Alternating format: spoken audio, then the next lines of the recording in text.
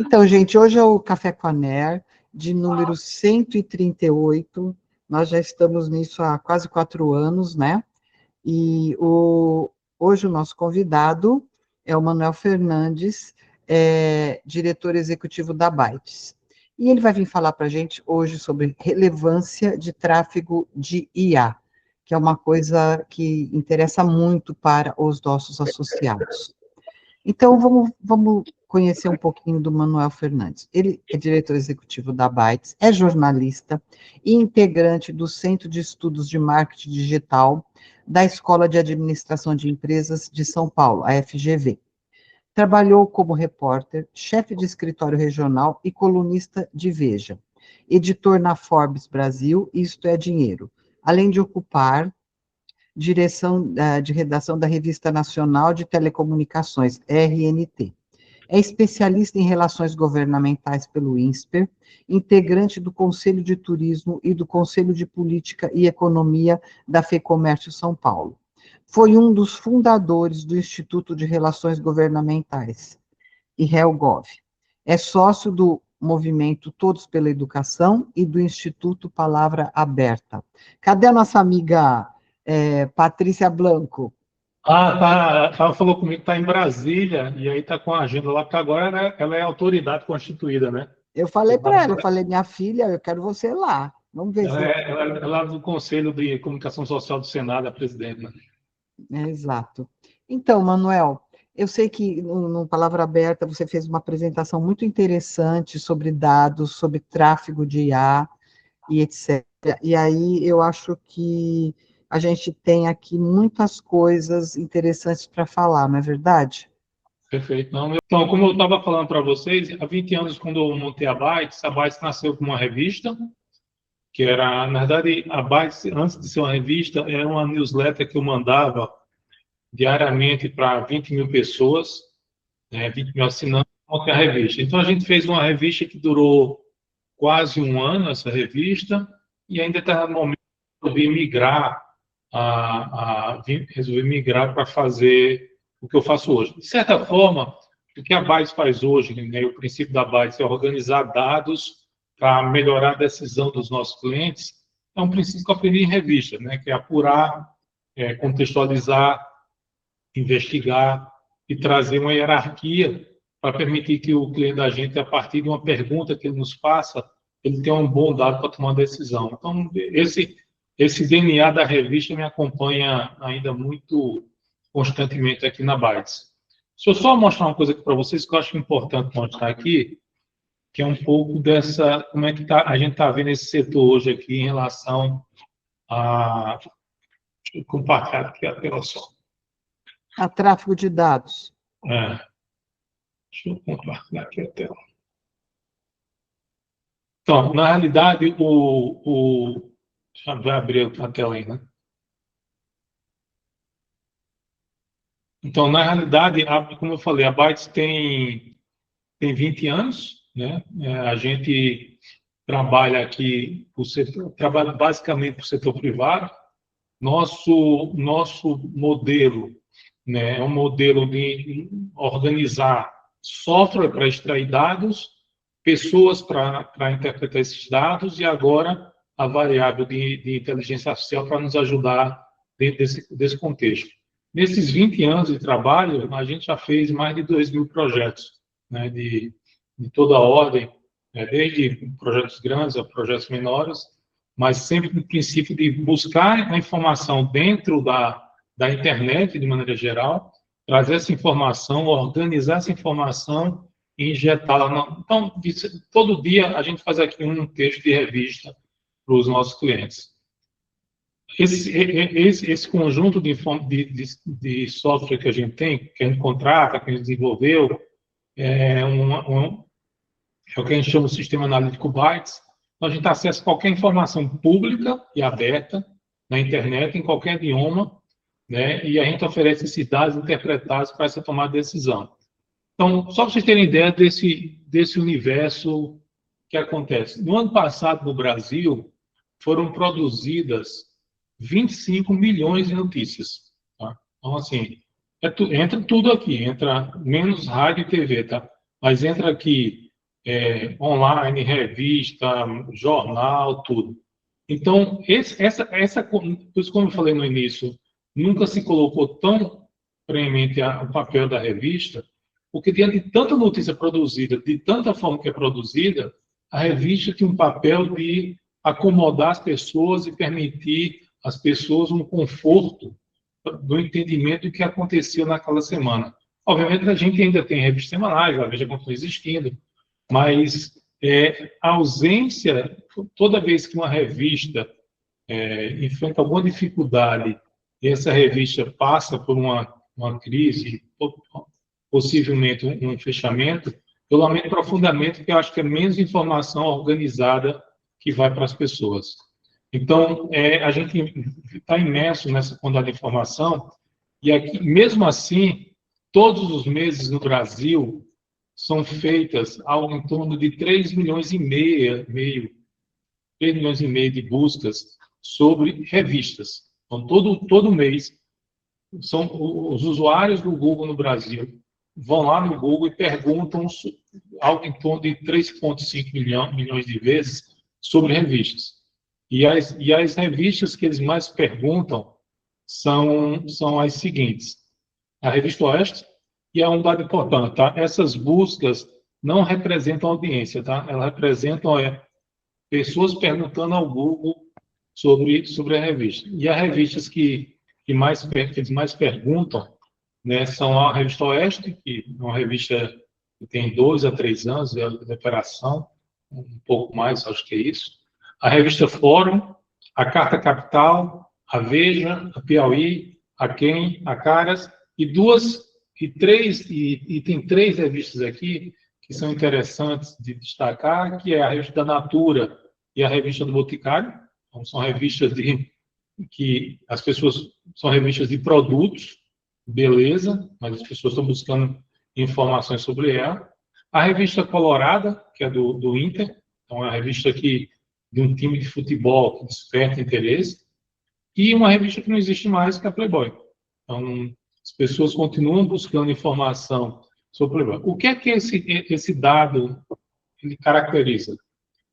Caracteriza um pouco o sentimento que a gente tem em relação à polarização que existe no Brasil. Então, a Oeste tem um perfil mais conservador, diríamos assim, e a Carta Capital e a Fórum tem um perfil mais, diríamos assim, mais à esquerda.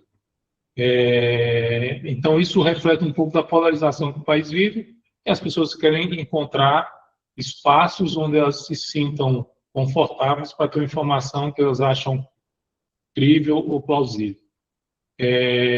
As outras revistas aparecem isso.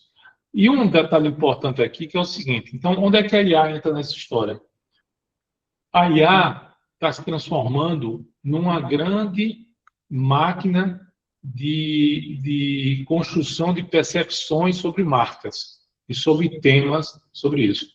Só que tem um detalhe, a IA está baseada em algumas questões. Perguntas de natureza,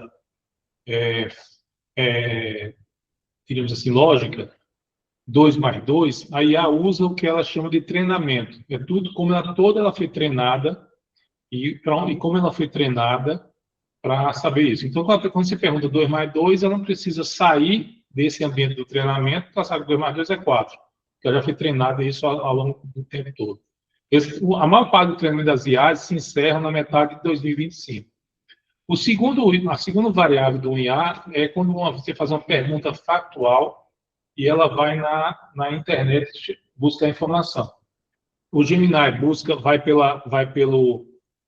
o Gemini usa o Google, a busca do Google, do YouTube.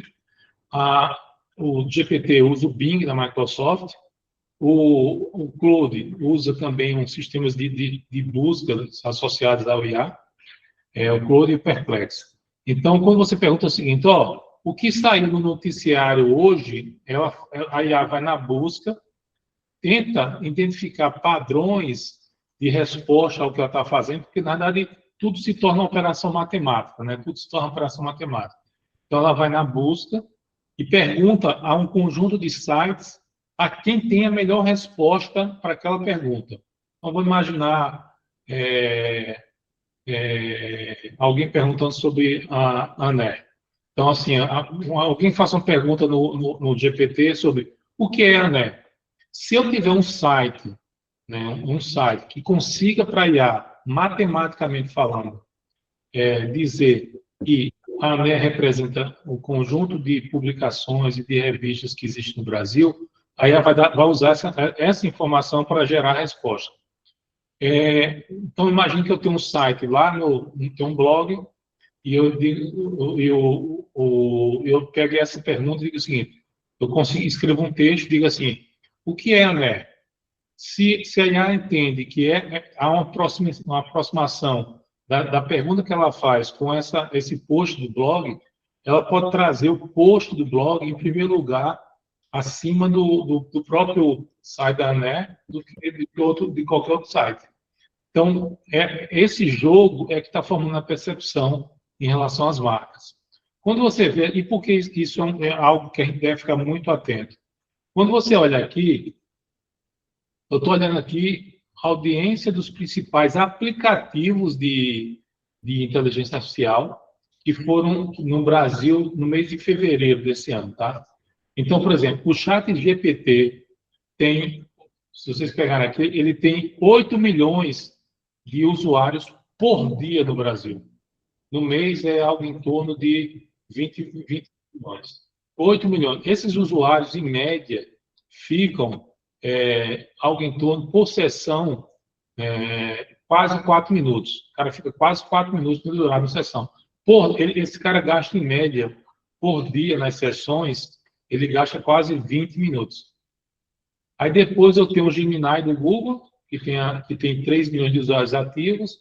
Eu tenho o Claude da Anthropic, que tem 17 mil. Eu tenho a Perplexity, que é um site, que é um IA independente, que tem 245 mil. E eu tenho o Grok do X, do Twitter, né, que tem 609 mil. Então, essa turma está sendo submetida diariamente por um conjunto de pessoas. Então, estou falando, obviamente, não são simultâneos, mas eu tenho 8 milhões aqui no GPT. 8 milhões de pessoas por dia perguntam ao GPT algo sobre vários assuntos, inclusive sobre o mercado de revistas. Tá? E por que isso é importante? Porque, em relação à agenda pública, no mundo analógico, eu tinha a sociedade interessada nessa agenda, eu tinha a imprensa mediando esse debate público e eu tinha a política. Aí, quando você vê a camada das redes sociais, eu tenho as redes sociais somando a imprensa, eu tenho a questão da viralização e o debate público. Mas tem uma grande diferença entre redes sociais e IA, porque a IA, a rede social, eu ainda tinha escolha. Quando eu busco algo no Google, como buscava anteriormente, me apareciam links. Então, eu tinha esse poder da escolha. Com a IA, no caso de reputação, eu tenho uma síntese narrativa de natureza probabilística, porque, na realidade, a IA, uma resposta de IA, e é isso que a maioria das pessoas ainda não entendeu, e não estou sendo aqui ludista para dizer que a IA é ruim, que temos que quebrar as máquinas, não é meu papel aqui, mas a IA nada mais é de uma compressão estatística do ecossistema informacional de uma marca, que tem a capacidade de eliminar a contradição, resolver a ambiguidade e preencher os espaços em aberto por abdução. A IA, ela não dá respostas, ela fornece inferências. Tá? Por isso que a gente tem que ter esta grande atenção em relação ao que se constrói na percepção de IA, porque esses espaços que estão sendo construídos, essas respostas que estão sendo fornecidas, elas têm a característica de serem respostas probabilísticas, que é diferente de uma resposta de uma revista que vai lá, de um jornalista que entrevista, que apura, que escreve. Por mais que ele esteja fazendo uma redução do universo, ele não está fazendo uma redução de natureza probabilística, ele está fazendo uma redução de natureza factual. Tá? Então, esse é o grande debate que nós, da mídia, temos que olhar em relação ao IA. O que é que a IA está dizendo sobre a minha marca? E aí, a gente está fazendo testes aqui na empresa, né, nos últimos meses, com clientes que a gente tem, para tentar, sabe, montar um que a gente está falando sobre um grande arcabouço reputacional das marcas dentro de IA. Porque se as IAs já têm esse tráfego todo aqui, eu estou mostrando aqui a vocês, né, se as pessoas estão ficando no mês aqui, as pessoas fazem quase 1 bilhão de sessões no ChatGPT no Brasil, na realidade, eu tenho um grande desafio pela frente de como eu me insiro nisso, como eu posso alimentar, porque mexer no algoritmo de IA, você não mexe. Mexer como ela está respondendo, você não mexe.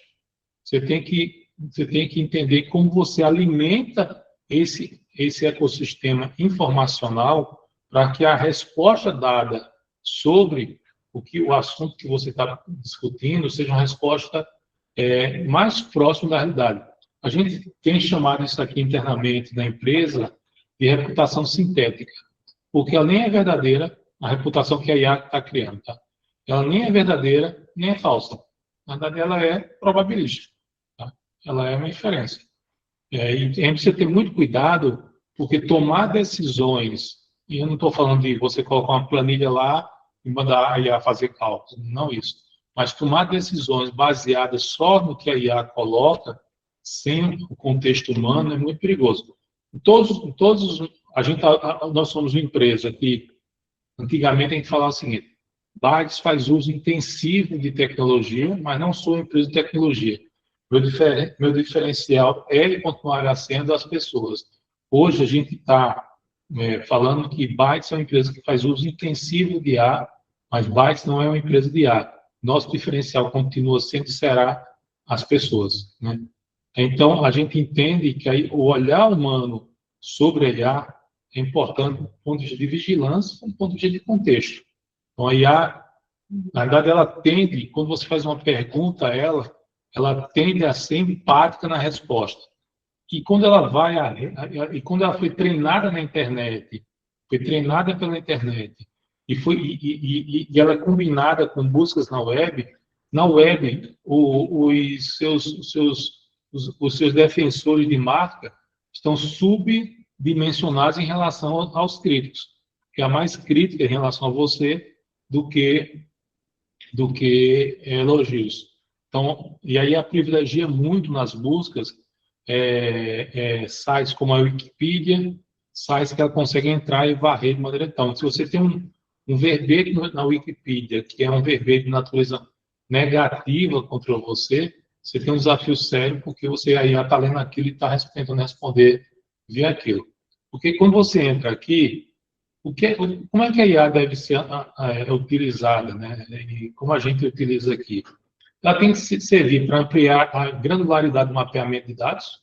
Então, esse é o grande mérito, a capacidade que ela tem de aumentar a granularidade. Ela acelera o processo de análise. Então, obviamente, a análise que nós levamos, né, a base tem 20 anos. Se eu voltar a 20 anos, a análise que nós levamos aqui 2, 3 dias para fazer, junto com a IA, nessa grande aliança construída entre a IA e o analista, a gente leva 3, 4 horas só para fazer. Ô, Manuel, só me fala uma coisa, o Fábio Mortara está perguntando o que é granularidade. Granularidade é o seguinte, eu tenho um universo de 100 milhões de dados, de qualquer ordem, eu consigo, com IA, identificar clusters, grupos específicos e olhar com a lente de aumento. Então, na verdade, a granularidade é uma grande lente de aumento que me permite olhar no detalhe que eu não conseguiria nessa vastidão de dados que é existente. Né? Então, é esse processo. E o terceiro item que é importante para a gente é A IA ajuda a refinar a tomada de decisão, mas ela não pode ser a última milha para você decidir o que você vai fazer.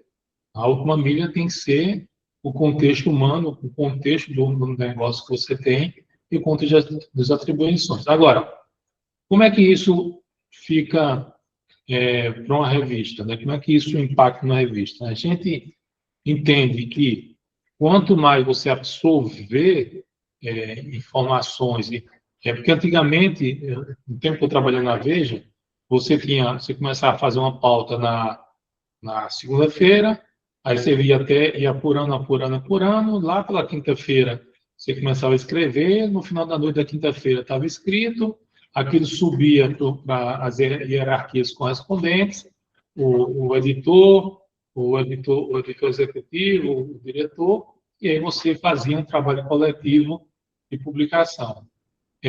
A IA, na realidade, ela não é o que em tecnologia chama back-end, né? Ela não é o bastidor, não é o limite, não é o ponto de decisão. Ela é a infantaria que vai lá e colhe muito dado, traz isso, você processa esse dado, mas o que é mais importante nesse contexto, e é algo que nós jornalistas fomos muito bem treinados por isso, e eu acho que o cara de revista é um cara que tem um olhar mais apurado em relação a isso, é a capacidade de fazer perguntas estruturadas para a IA. Porque se você faz uma pergunta, a maior parte das pessoas pode fazer uma pergunta de natureza binária.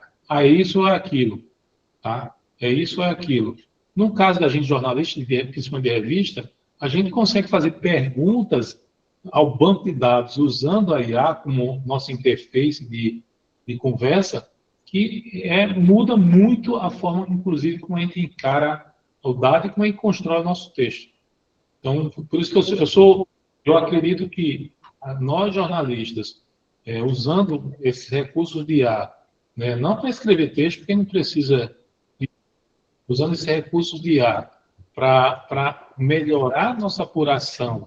Então, melhorar nossa apuração, permitir essa visão de lente de aumento com maior eficácia, eu acho que isso é o grande lado positivo que a gente pode ter em relação a IA no uso da nossa atividade aqui. Né? Então, como falei, há 20 anos, quando montei a Bytes, a Bytes é uma revista que tinha 20 mil exemplares de circulação, mas uma equipe que para fazer ela tinha 10 pessoas.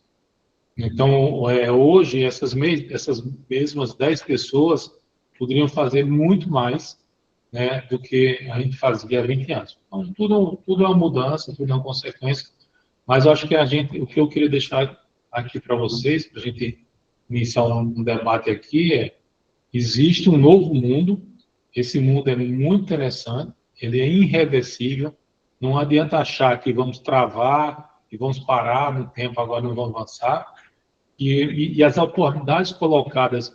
Eu tenho um amigo que é filósofo, né? E eu costumo brincar com ele o seguinte: essa era que se apresenta é a era onde os jornalistas e os filósofos se darão bem, porque há algo em comum entre eles.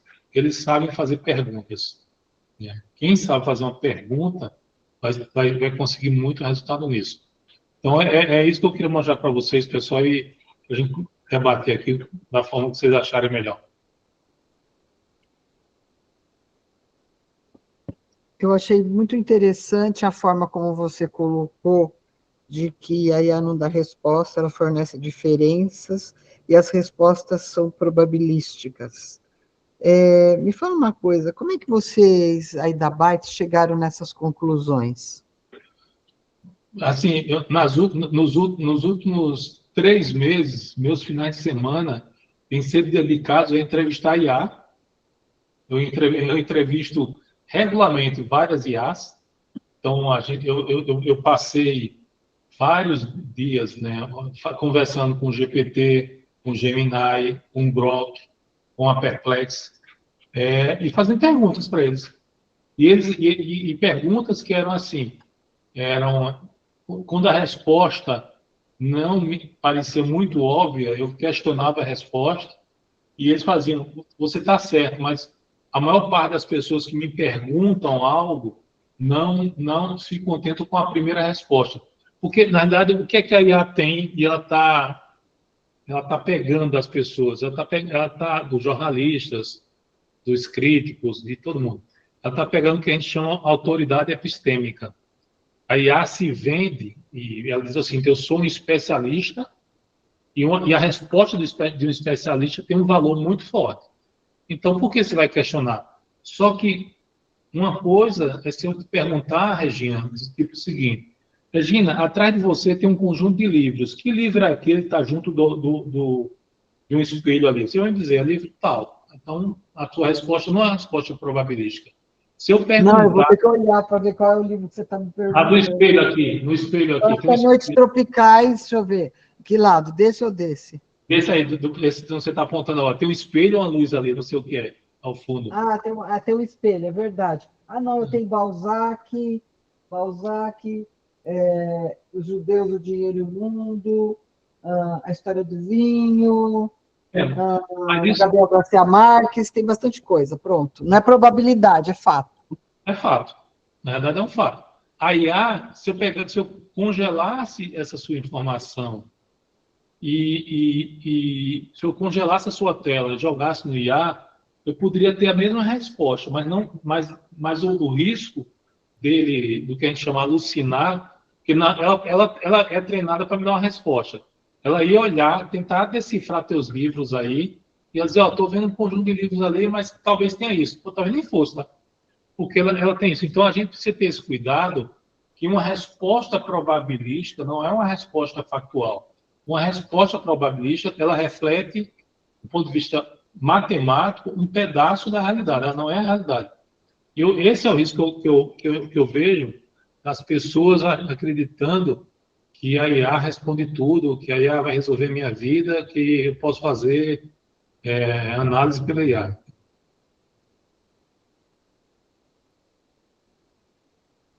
E aí você falou também outra coisa, de que como se alimenta a IA? Porque normalmente a gente usa a IA para buscar respostas. Com essas perguntas que a gente alimenta a IA? Então, na verdade, a IA ela é formada o seguinte, é formada de duas dimensões. A dimensão do treinamento, que ela foi, em algum momento, em tudo que tinha possível de ser digitalizado, e ela processou tudo aquilo num volume de bilhões de dados, né, de centenas de bilhões de dados, e ela é o treinamento. Então, é aquilo que ela sabe. Quando eu falei, quando você fala 2 mais 2, ela sabe que é 4. Então, tem discussão. E a segunda dimensão, que é o seguinte, quando você faz uma pergunta e ela tem uma margem, que é uma pergunta factual, do tipo, o que aconteceu na guerra do Irã hoje? E ela tem uma margem de incerteza, que é o seguinte, ela olha o treinamento e fala, eita, essa informação que eu tenho aqui, não estou vendo que está tendo uma guerra no Irã, porque ela foi treinada até 2025. Eu tenho que buscar outra fonte. Então, ela vai na internet e traz a informação.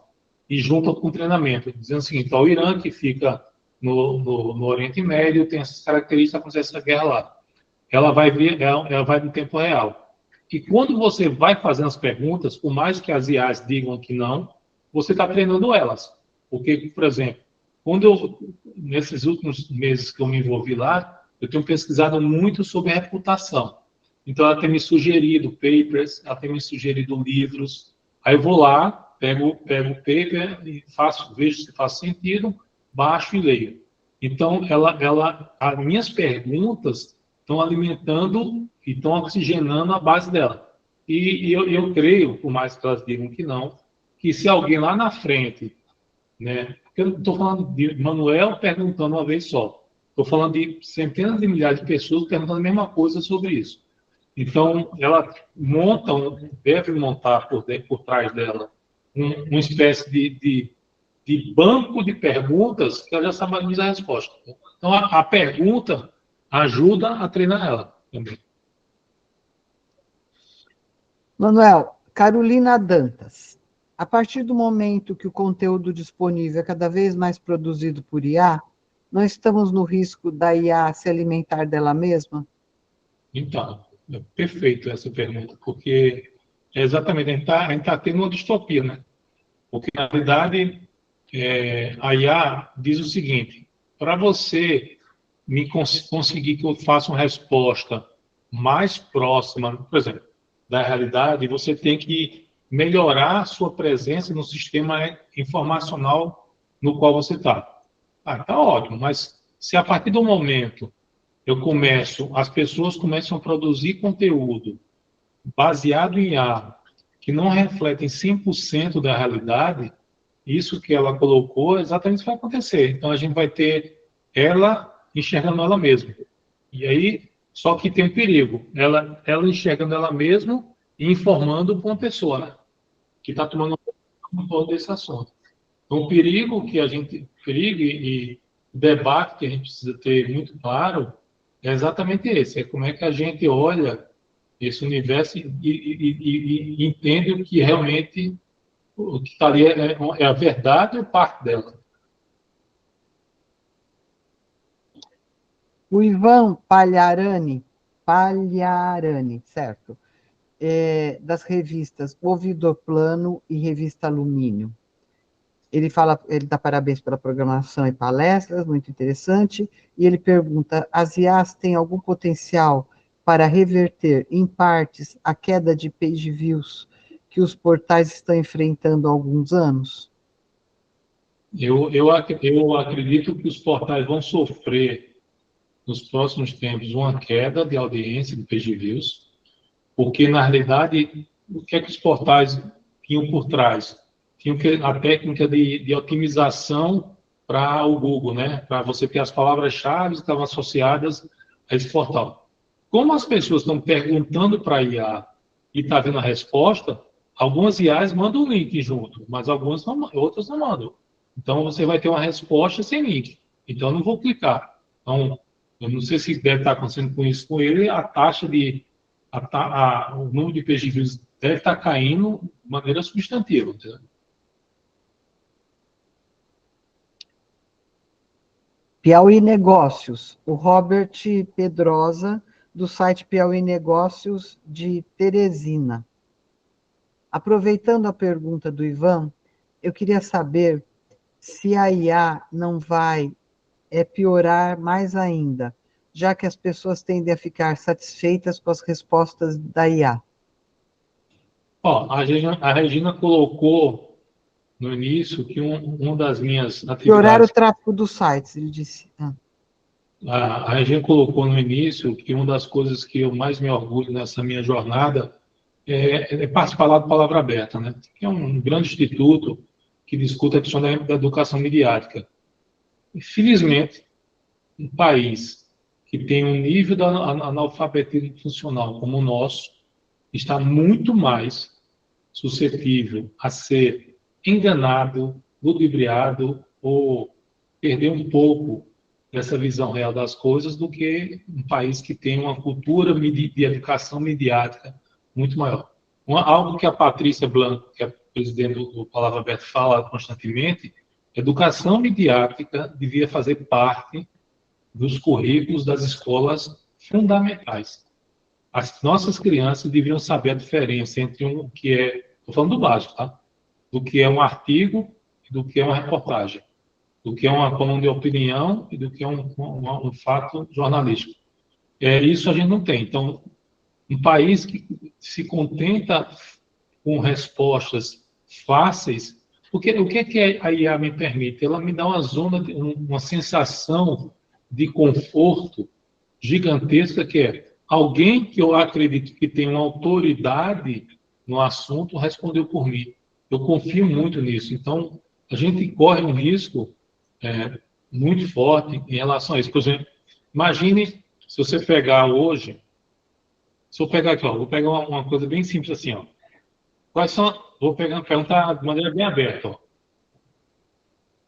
Quais, quais são as principais perguntas feitas a você nos últimos meses sobre o Piauí. Eu fiz uma pergunta assim bem aberta ao GPT, ele vai me responder em relação ao que eu estou pesquisando, mas ele está vendo o seguinte, ó, perguntas que ele diz assim, tá, as mais frequentes e as mais comparativas que eu entendo, ele está chamando de clusters de perguntas, são: o Piauí é pobre? Qual o PIB do Piauí? Por que o Piauí é menos envolvido que outros estados? O Piauí está crescendo economicamente? Quais são as principais atividades econômicas do Piauí? E qual a renda média do Piauí? Isto é o que a IA me respondeu, tá? Tem outras técnicas para você melhorar a assertividade dessa resposta, mas fazer uma pergunta bem direta. Mas eu sou do Pernambuco, estou aqui em São Paulo há 27 anos. Eu sei que a situação do Piauí hoje é muito, muito melhor do que foi desde que eu saí de Recife há 27 anos. Mas muito melhor. Eu sei que a renda média do Piauí hoje está maior do que a renda média do Ceará. Eu sei que na região de Matopiba, né? Em Matopiba lá, tem um conjunto de um desenvolvimento econômico que tem impactado diretamente o Piauí. Só que a IA está olhando para um Piauí congelado. Como ela foi treinada em relação aos dados que tem no Piauí, a IA ela está dando o que a gente, mais uma vez, quem está chamando aqui de reputação sintética, que é uma reputação que não reflete as nuances da realidade do Piauí. Obviamente, como todo o estado do Nordeste, o Piauí enfrenta grandes desafios, como Pernambuco enfrenta, como a Paraíba, o Rio Grande do Norte, mas há um avanço nas condições econômicas do Piauí que não estão retratadas nessa resposta que ela me deu. A única resposta que mais se aproxima disso aqui é quando disse, ó, as pessoas estão perguntando se o Piauí está crescendo economicamente. É a única. Então assim, em uma, duas, três, quatro, cinco, em seis perguntas, só uma eu posso me encaminhar para trazer essa nova dimensão do Piauí. Então, isso que eu acho que a gente tem que, como jornalista, né, e vocês do Piauí, como jornalistas daí, a gente tem que falar muito bem do que está acontecendo. Essa história de o jornalismo, de uma certa forma, passou muito tempo achando que tinha que falar só o que era mais crítico, o que era mais negativo. Mas eu acho que a gente também tem um papel, a partir de agora, em relação ao IA, de falar as coisas boas de cada lugar. Sem vergonha de não é fazer subserviência, não é ser subserviente ao assunto, mas é falar, é refletir e trazer coisas boas e positivas em cada lugar, porque isso vai alimentar a IA e vai ajudar tudo isso. A Adriana Cury, minha amiga, já foi CEO da Pais e Filhos, a mulher entende bastante. Ela está perguntando o seguinte: primeiro ela diz, Manuel, parabéns pela apresentação. Você acredita que comercialmente a IA... peraí, desceu. Deixa eu subir aqui que... Você acredita que comercialmente a IA tem a ajudar na comunicação entre veículo e clientes? Na formação de propostas e na pesquisa prévia de agenda comum entre cliente, agência e veículo? Adriana, eu ainda guardo um desejo, em algum momento aqui da minha trajetória profissional, fazer uma revista, né? Retomar, fazer essa publicação. Porque eu acredito que a IA vai permitir algo que nós, na época de revista, não tínhamos, que é oferecer para o cliente uma customização, personalização de um acesso ao conteúdo da revista, ou comercialmente falando, que não tinha antes. Então, se a gente usar IA para entender o que o cliente precisa e customizar essa resposta para ele, eu acho que esse pode ser o grande tributo. Então, é como se a gente tivesse porque eu tenho um trabalho que a gente faz aqui na Bytes, que é trabalhar dados, fornecer dados para melhorar o processo de vendas. Então, vou pegar um exemplo do próprio Piauí. A gente fez um piloto com uma empresa do Ceará que queria entrar no Piauí. Tá? Aí ela queria entrar no Piauí abrindo um escritório lá em Teresina. É uma empresa de distribuição de utilidades domésticas. Ela falou, essa é a minha ideia, o meu modelo clássico, eu vou lá e monto o negócio. Aí ela era um piloto, né, que a gente queria entender, fazer a validação do nosso método. Então, deixa eu fazer o seguinte, deixa eu rodar tudo que eu tenho aqui para tentar te dar uma resposta. Aí ele falou o seguinte, ó, a gente sabe, e o pessoal do Piauí aqui pode me corrigir, a gente sabe o seguinte, existem 3 eixos econômicos ali no Piauí. Só que no sul do Piauí, na região da soja, a densidade populacional é muito baixa e a atividade e os ecossistemas de informação que estão interligados, eles são muito tênues. Quando você sobe para a capital, para Teresina, ali, você tem uma atividade econômica mais possante. Então, assim, a gente juntou dados do IBGE, a gente juntou dados de buscas do Google, a gente juntou dados de redes sociais, a gente juntou dados de mídia, mas assim, então, ó, em lugar de você abrir um escritório e se espalhar para o Piauí, você tem que entrar e entender que o Piauí tem essas características com essas oportunidades. E aí, entregamos a tela para ele e ele tomou a decisão de não montar um escritório, mas montar uma operação com call center em Fortaleza, vendendo também para o Piauí, para fazer as entregas, e lá no Piauí ele colocou um gerente, porque nesse estudo que a gente fez, a gente mapeou todos os quinais do Piauí, por cidade, dizendo, ó, você vende utilidade doméstica, é nesta região aqui do Piauí que tem mais quinais relacionados à utilidade doméstica. Então, você tem que ir para cá, teu gerente tem que estar aqui dentro dessa região, não ficar rodando no Piauí, né, que é um estado grande, essas coisas todas. Então, eu te respondendo, eu acredito muito nisso, a gente usar dados para vender mais. Porque no final do dia é o que importa. Então, eu acho que uma das respostas, né, Adriana, é que não dá mais para ser empírico hoje, né? Eu acho que é importante você trabalhar com dados e analisar as suas publicações com dados para você entender os caminhos que devem ser seguidos, né? Exatamente, eu acho também que... E aí tem muito a contribuir nesse sentido, né? E até complementando uma coisa que o Manuel disse sobre o quanto a IA inventa e tudo, vocês sabem disso muito melhor do que eu, mas o que é muito importante também além de tudo, é o prompt que você coloca ali, né? Porque você pode, por exemplo, sugerir para que ela não invente uma informação, para que ela dê as informações com fonte, principalmente na hora de montar um projeto, por exemplo, você sobe um Media Kit hoje na IA e sobe informações do cliente, você monta uma proposta espetacular. Agora, claro que você vai ter que ter seu dedo, seu olhar, sua revisão e, principalmente, um prompt certo para que seja feito esse conteúdo. E por isso que eu acredito, Adriana, quando você, voltando aqui ao que eu falei, jornalista e filósofo nesse mundo é nada de braçada, porque a gente sabe perguntar, a gente foi treinado para perguntar. A gente não se satisfaz com a resposta só. Né? A gente vai atrás, até você achar uma resposta que é satisfatória, e a IA pode dar isso. E você pode usar isso para... Então, a pergunta, e não é fazer uma pergunta só, é 2, é 3, é 4, é quanto você achar. Então, assim, eu tenho chats aqui que eu abri nessas pesquisas que eu estou fazendo, que tem quase, sei lá, 100 perguntas que eu fiz, e de vez em quando, ó, vamos voltar para a conversa, resumo naquele ponto, como é que se faz, entendeu? Porque, vê a nuance, quando você pergunta assim,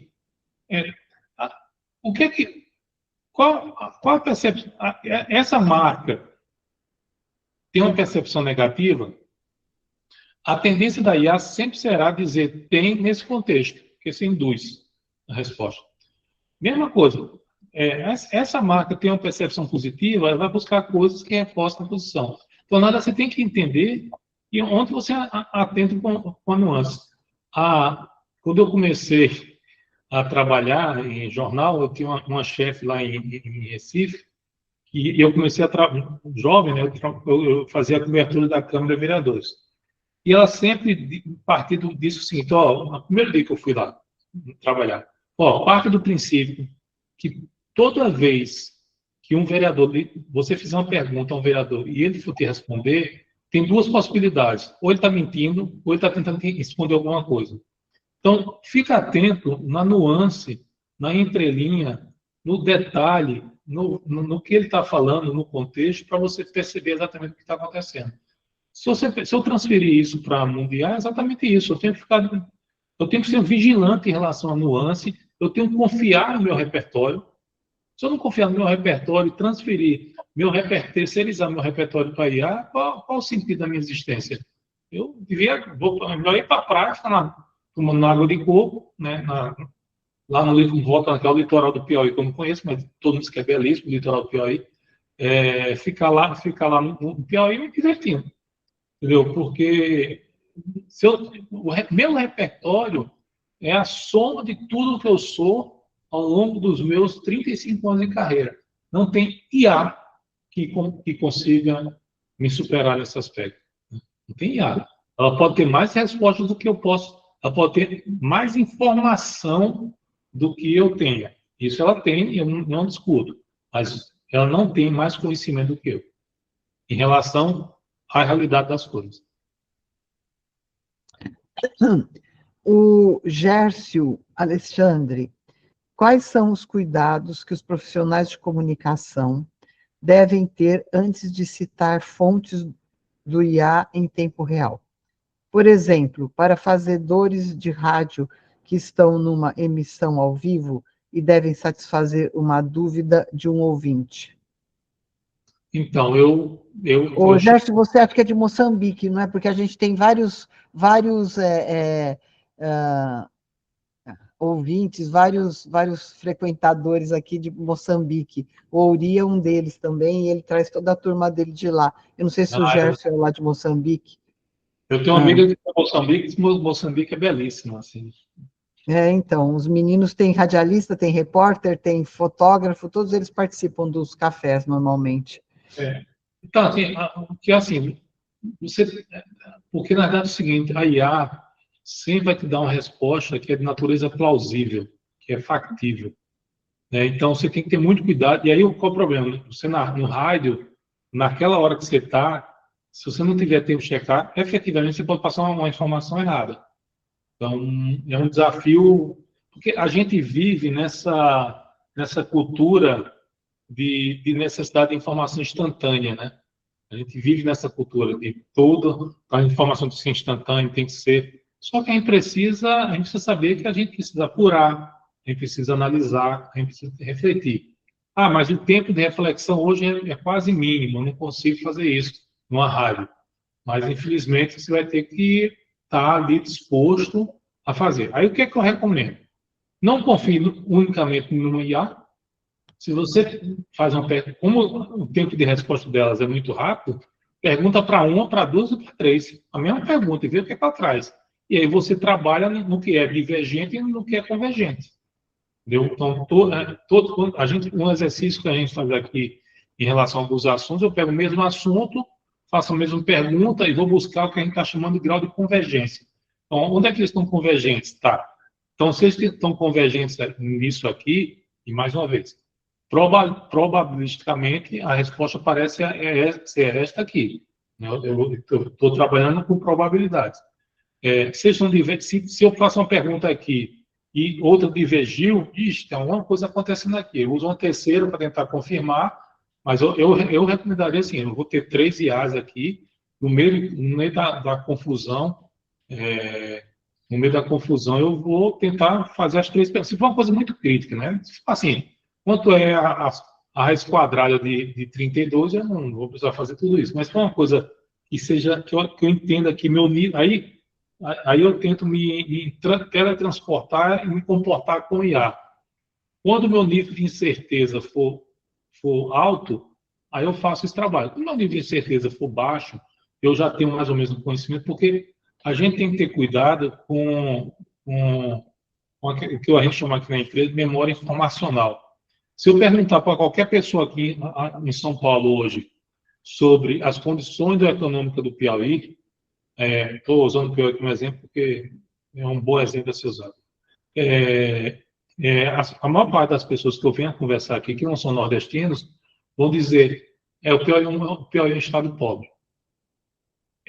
Porque a memória informacional deles é a última informação que eles acessaram sobre o Piauí. E talvez essa última informação que chegou aqui para a pessoa com quem eu perguntei sejam de natureza falando que o Piauí ainda é um estado pobre. Só que a realidade se mostra diferente. Então, eu tenho que ter eu não posso também me confiar muito na memória. Tá? A IA precisa usar isso como cheque. Então, quando a dúvida for grande, mas mesmo tendo há muito tempo, em pouco tempo, tentar rapidamente usar 2 e 3 IA e ver rapidamente onde está a convergência. Se apontar uma convergência, aí eu caminho com a resposta, e aí é uma aposta de risco, né? Então, acredito que essa resposta pode ser melhor. O Robert, lá da Piauí Negócios, quando questionado pelas empresas que a IA tem derrubado o tráfego dos sites nas respostas do Google Gemini, o Google se defende que a IA torna o tráfego mais fiel, pois ela filtra as informações e seleciona melhor os visitantes. Ou seja, após o usuário olhar as respostas da IA, ele clica no site e demora mais tempo no site de notícias do que o usuário que antes clicava nos links da antiga busca. Você acredita nisso, Manuel? Então, na verdade, o que o Google está falando é o seguinte: hoje o cara que busca informação sobre qualquer assunto, quando eu mostro a resposta para ele, o nível de fidelidade dele aumentou. Pode até cair o tráfego. Só que aí a minha pergunta que eu faria para o Google era o seguinte: Google, tudo bem, você está me dizendo que isso está acontecendo. Só que o tempo médio que o usuário ficou no meu site não cresceu. Se não cresceu, a sua hipótese não é verdadeira. Entendeu? Então, por isso que, como eu falei, a paixão que a gente tem aqui é essa paixão por dados. Se claramente eu tenho se uma variável, né, uma métrica está me dizendo, obviamente eu tenho que usar outra, mas se uma métrica está me dizendo que a hipótese colocada não é verdadeira, só isso eu posso questionar. Entendeu? O Gerson Alexandre. Sou Gerson Alexandre, locutor da Antena Nacional da Rádio Moçambique, na cidade de Maputo. Fui estudante da Escola Superior de Jornalismo e do Centro de Formação Profissional da RM. Parabéns, Manuel, pela apresentação muito produtiva, numa altura em que o comunicador é chamado a ser mais atualizado em matéria das novas tecnologias de comunicação. Ele está te dando os parabéns. Então, você tem a sorte de ser do país do Miyamoto, né? Então... O que você disse? Eu não entendi. Você tem a sorte? Não, ele tem a sorte de ser do país do Miyamoto. É verdade, do Miyamoto. Pois é. Ô, Gerson, entrevista o Miyamoto aí na sua rádio, na Antena Nacional, não é verdade? E disponibiliza para os associados da ANER publicar. É verdade, e manda a entrevista aqui para a gente ver ao vivo. Podia ser uma boa, é verdade, viu, Gerson? É isso aí. Então, a gente tem sempre os nossos ouvintes lá de Moçambique, bastante gente sempre que participa. Enfim, tem mais alguma pergunta, gente? A gente já deu nossa hora. Se não tiver... Então, Manuel, eu quero te agradecer demais, foi muito legal. Eu acho que está sendo gravada assim, Robert, tá? Fica no YouTube, Café com a Ner, viu? Tem todos os cafés lá gravados, tá? E eu quero te agradecer demais, viu, Manuel, porque a gente só está começando a mensurar a IA, né, eu acho. É um caminho muito longo ainda, e essa mensuração, eu acho que ela vai trazer muitos resultados ainda, e que vai fazer as pessoas começarem a pensar de fato, né? O que eu mais vejo são pessoas procurando respostas, e elas pegam essas respostas e já passam para frente sem checar, né? Então, eu acho que aquelas máximas do jornalismo, que é a checagem, a avaliação, você fazer toda uma investigação, né, não pode ser esquecido nunca, né, principalmente para o jornalista, isso não pode ser esquecido. A IA não é o senhor absoluto. Regina, eu agradeço profundamente o convite, fiquei muito honrado em participar do café.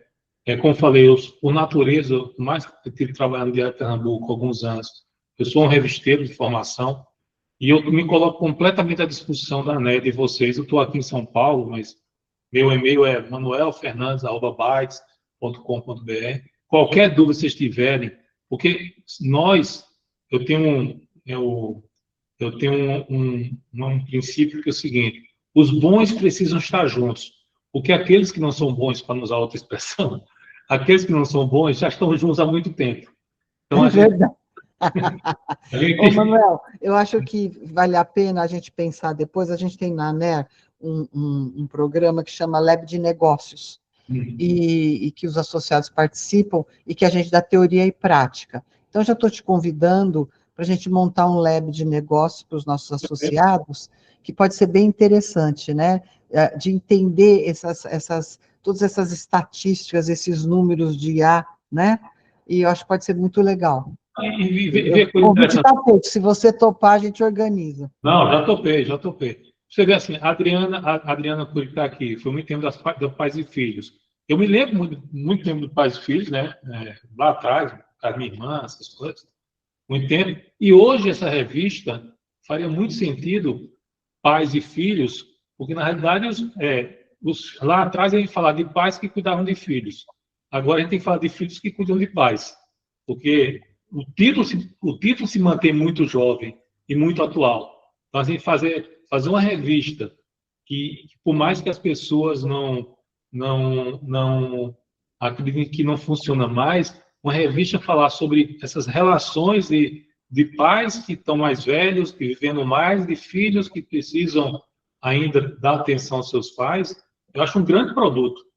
A gente precisa convencer os anunciantes disso, que é exatamente assim, a revista tem um papel único na formação da opinião das pessoas, porque a revista, ela organiza as coisas. Então, ela também usa, né? Quem não quer, até hoje, ver um filho numa capa, por exemplo, né? E os assuntos são muito atuais, né? Eu tenho 51 anos, tenho uma filha de 3 anos e meio. Isso. Você não via isso há um tempo atrás. Tem muita mudança, né, no próprio assunto, nas relações, nas famílias, na formação de famílias. Na verdade, a gente está falando de duas revistas, né? Que é Pais e Filhos de Pais, né? Então, Pais e Filhos com os filhos menores e Filhos e Pais com os pais mais velhos. Exatamente. Então, assim, a gente precisa, eu faço aqui uma grande defesa do jornalismo, porque a gente precisa mostrar para o mercado que nós não estamos acuados em relação a isso. Nós somos aqueles que podem efetivamente liderar uma mudança estrutural do ponto de vista de como a informação chega às pessoas. E principalmente no ano de eleição, né, Manuel? Eu acho que o jornalismo profissional cada vez mais é necessário no ano de eleição, de polaridades, de situações em que a gente vai ter o uso da IA nas redes sociais de uma forma assim, absolutamente abusiva, né? E o jornalismo profissional vai ser aquele que vai fazer o diferente, que vai poder dizer isso é verdade, isso não é. Então, essa checagem toda. Tem uma expressão rudimentar lá no Nordeste que essa eleição vai ser uma espécie de pega para capar, porque realmente vai ser assim uma coisa que, como a gente nunca antes viu, tá? Essa eleição, ela em 2018, quando teve a primeira eleição do ex-presidente Bolsonaro, eu fui fazer uma palestra acho que na FAAP aqui em São Paulo, e perguntaram como vai ser essa eleição. Eu falei, vai ser uma carnificina. Essa eleição agora vai ser muito pior. E não só, e estou falando, não é muito pior só no federal, tá? No nível estadual, a capacidade que eu estou entregando a adversários criarem IAs com a voz do adversário e propagar isso num grupo do WhatsApp pode mudar uma eleição em 24 horas. Eu imagino que verdade. Você tem razão. Eu sou um candidato a deputado numa região qualquer, eu tenho um adversário que está em pé de igualdade comigo, ele basta pegar minha voz, cria uma fake news, uma IA news, vamos chamar assim, e monta isso, distribui via WhatsApp. Não tem TSE que pegue isso. Não tem jeito, porque o TSE, a estrutura do TSE vai ser uma estrutura para olhar, de maneira geral, os grandes movimentos macro do país. Mas, assim, eu estou muito preocupado, porque meu negócio é acompanhar isso. Eu estou muito preocupado, assim, até mesmo com brasileiro, sem fazer proselitismo nenhum, que isso vai ser é muito ruim para a gente. Por isso que eu falo, a gente precisa ensinar as pessoas educação, a ler jornal, a ler... Educação midiática. Vai ser interessante, Manuel, porque eu vou fazer também um lab de negócio com a Patrícia Blanco, que ela vai falar de educação midiática, e logo em seguida entrar você para falar de dados. Eu acho que vai ficar bem legal isso daí. Vamos ver, eu quero organizar para agosto, setembro isso. Eu acho que vai dar muito certo. E vamos fazer revista. Quanto mais revista, melhor. Vamos fazer, tá certo. E o nosso Gerson está dizendo aqui que vai entrevistar o Mia Couto e vai disponibilizar para a gente. Ótimo. Tá ótimo. Tá bom, então. Manuel, muito obrigada, eu agradeço demais, agradeço a participação de todos, e vamos fazer mais coisas. Muito obrigado pelo convite.